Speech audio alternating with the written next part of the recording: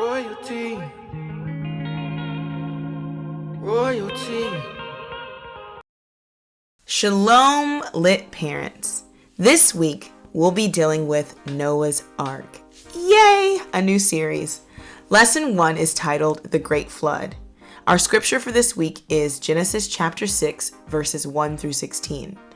Our lesson objectives for this week are: children will learn about obeying Yah, they will learn about the Hebrew word for obey, and they will learn that Hebrew has action attached to it. We'll also learn about Noah's obedience and what it looks like to heed the instructions of Yah. Our I know I can statements for this week are: I know what obey means. I can summarize part of the story or all of the story. And I know what it means to obey Yah and obey my parents.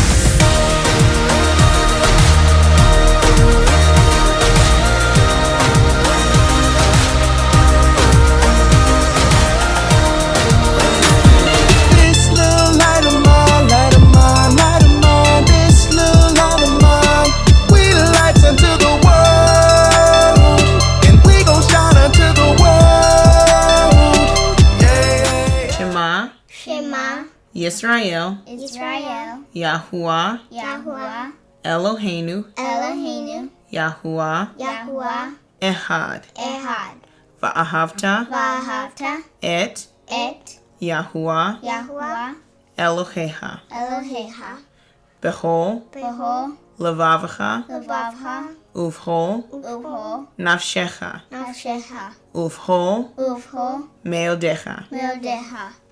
Psalm 128.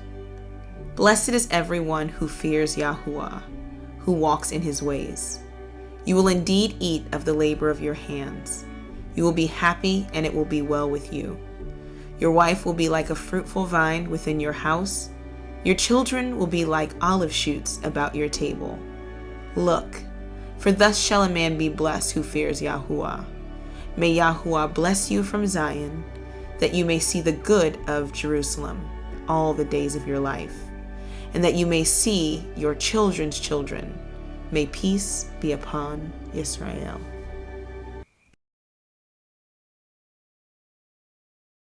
In this lesson, the people on earth have become wicked and disobedient to Yah. There are even evil giants living on the earth at this time. Because of everyone's wicked behavior, Yah decides to destroy everything with a flood and begin again.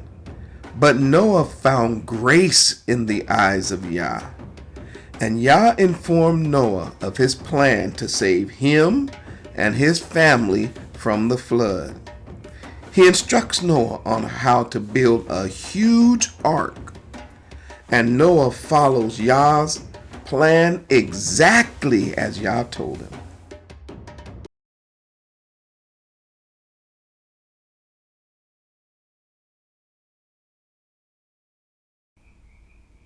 The Great Flood, Part 1. The flood was 40 days on the earth. The waters grew higher and floated the ark so that it was lifted off the earth. Genesis 7:17. Imagine if Yahuwah, the Elohim of Abraham, Isaac, and Jacob, told you to build the biggest boat in the world. Would you build it? You probably shake your head and say, "No way, that's impossible. I could never build something like that." Well, Yahuwah gave a man named Noah those very instructions. And even though Noah didn't understand Yahuwah's big plan, he said yes. You see, Yahuwah saw that people on earth had become very wicked. They stole from each other, worshiped angels, and mixed animals together to make a strange new species. Yahuwah was not pleased. This was not what he created. During this time, a race of fearsome giants called the Nephilim had appeared on the earth. The Nephilim were mean and nasty. "The earth has become too violent," said Yahuwah. "I'm sorry that I even made man." He came up with a plan to wipe out everything on earth and begin again. But Noah had a great relationship with Yahuwah. He didn't behave how other people behaved. He was faithful and obedient. One day Yahuwah said to him, "People are not following my ways. I'm going to flood the earth and start again." Noah couldn't believe his ears. Yahuwah was going to destroy everything? He must think this earth is pretty wicked, thought Noah. Yahuwah had more to say. "I want you to build an ark. It needs to be a boat big enough to fit lots of animals. Build it 300 cubits long, 30 cubits high, and 50 cubits wide. Then cover it in pitch." Noah scratched his beard. This boat was going to be enormous. He looked up at the bright blue sky. What was Yahuwah up to? You see, Noah didn't know what rain was. He had never fallen asleep to the sound of raindrops splashing on his rooftop. He didn't even own a raincoat. When Yahuwah created the earth, he made a mist that rose from the ground and watered the plants. Why would water ever need to fall from the sky? "What about my family, my wife, my children?" asked Noah. "Will you spare them like the animals?" "My flood will destroy everything," replied Yahuwah. "But you have nothing to worry about. I will keep you and your family safe." Whew! Noah breathed a sigh of relief. He loved his family, but he was still curious. After all, he had never built an ark before. "Follow my instructions," said Yahuwah. "I will tell you what to do." Noah had 3 sons, Shem, Ham, and Japheth. They were very smart. They knew how to make many things. They chopped down trees for the hole and carved stones for the anchors. They made nails out of iron and mixed huge barrels of thick tar to help everything stick together. When everything was finally ready, they began to build the ark. Noah and his sons carefully followed Yahuwah's instructions. Every day, the ark grew bigger and bigger and bigger. Noah's neighbors stared in fascination at the gigantic boat. They had never seen a boat so big.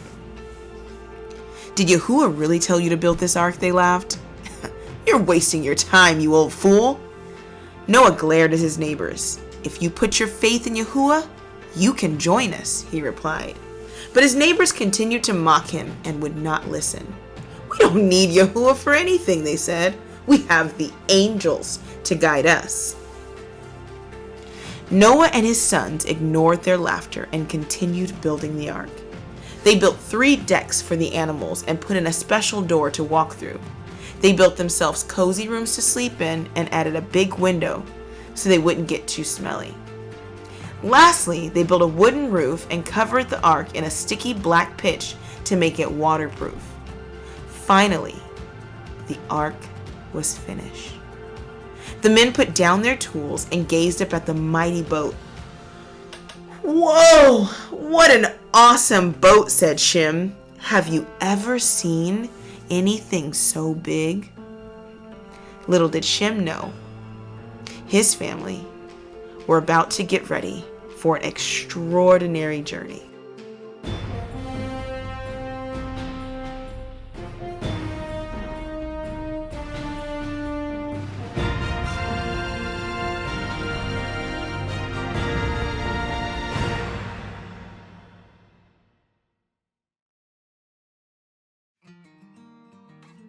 And we're going to learn a new Hebrew word. For those of you that may not know Hebrew, we're going to use a very, very simple method in order to get us all on the same page.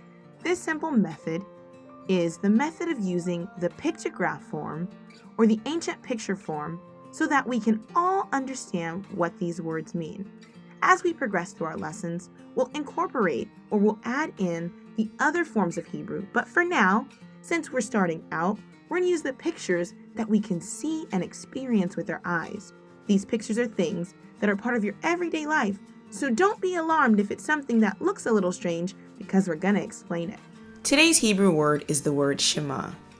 It's spelled Shin, Mem, Ayin. The Shin represents two teeth or to separate, the Mem, water, chaos, or motion, and the Ayin, eye, to see, experience. The Shin represents two teeth. We use our two front teeth to separate or to bite down on something, to tear it apart from something else. Take some time and practice writing the letter Shin.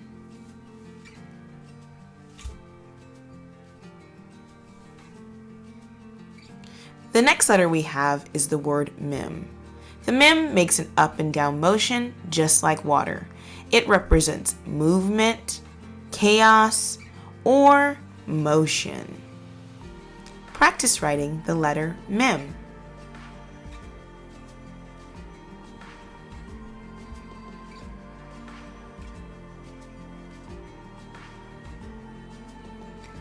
Our next letter is the letter Ayin. It looks just like what it represents, an eye. An eye is used to see, to experience, or to look at something. Practice writing the letter Ayin.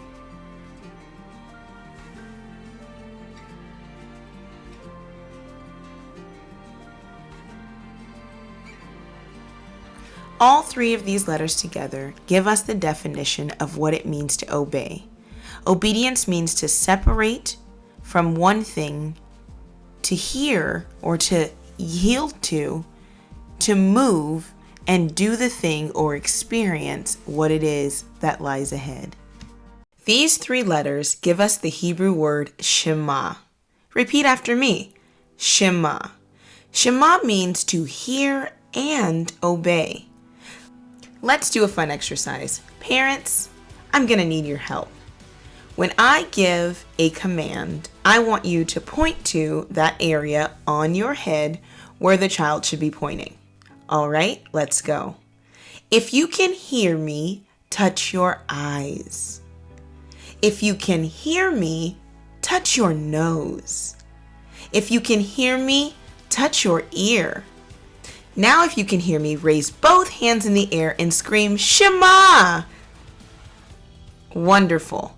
Shema carries with it the idea that we are supposed to listen to what we are hearing.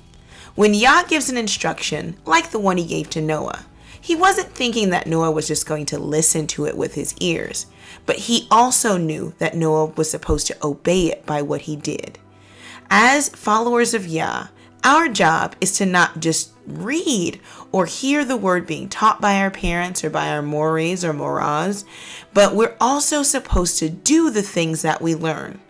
Scripture tells us that people who just hear the word and don't do anything are not actually obeying Yah. Our first job as children in obeying is to listen to the instructions of our parents.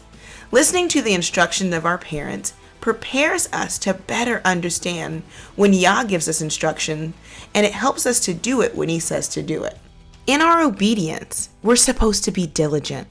Diligent means that even if other people don't understand why we're doing it or what we're doing, then we're supposed to keep doing it because we know that Yah has given us a task to do. Hearing Yah's word and doing it even in the midst of all kind of crazy things going on, like giants and people worshiping other things, at the end, the joy is in obeying Yah and seeing the finished product of our obedience. Just like we obey our parents and wait for them to tell us well done, we're waiting for the opportunity to be a faithful servant over what Yah tells us to do. When that time comes and Yah tells us what to do, that we're ready, we're willing, and we're able to hear if you can hear me. And then to obey and do the command that Yah tells us to do. So what we're looking for this week is the opportunity to do all those areas of hearing and then obeying, so that we can hear him say, "Good and faithful servant, well done."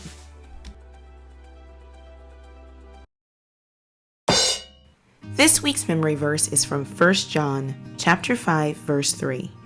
For this is the love of Yahuwah, that we keep his commandments, and his commandments are not burdensome. Wasn't that exciting? We learned today that we can trust in Yah, and by obeying him, we can do mighty works and see his plan come together. Now, for a special surprise, check out our Lit Yelahdim of the week. Okay, so what do you know about that ark or that boat? Who's on there? Noah. And who did Noah take on that ark? His wife. And who else? His 3 sons. Very good. And who else? And all their 3 wives. And there, oh my goodness, good job. You've been paying attention. You want to color it? Yeah. Okay. What color are you going to make the ark? Brown. Why brown? Because I mostly see boats built but wood brown. Let's give a very special thank you to Kale and his mom for putting this video together for us.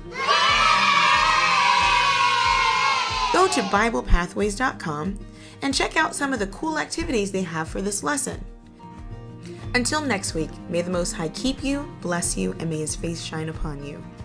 And always remember that living in Torah is lit. This little light of mine.